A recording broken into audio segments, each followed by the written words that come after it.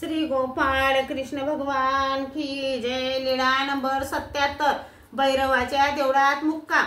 सर्वज्ञ भैरवाच्या देवळात झोपायचे। फिरायला सारंगधराच्या देवळाकडे जात असत। एके दिवशी सर्वज्ञ भैरवाच्या देवळात झोपलेले असताना जुगारात द्रव्य हरलेला एक पुजारी अर्ध्या रात्री तेथे आला। तेव्हा सर्वज्ञ झोपेत होते।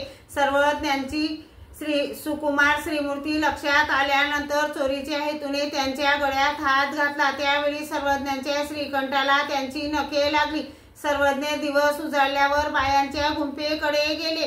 तेव्हा त्यांनी सर्वज्ञांच्या गळ्यावर उमटलेले ते ओरखंडे पाहिले आणि विचारले, हा बाबा, हे आपल्या गळ्याला काय लागले? सर्वज्ञांनी म्हटले, बाई, आम्हाला रात्री एका जुगाऱ्याने त्रास दिला। असे म्हणून सर्वज्ञांनी आपले बोलणे वरच सोडले। त्या म्हणाल्या, बाबा, बरे झाले, आपल्यावर आलेले थोर संकट टळले। आणि त्यांनी बाणेश्वराच्या देवळातील पुजाऱ्याला म्हटले, आमचे मोन्य देव आजपासून रात्री या देवळात झोपतील।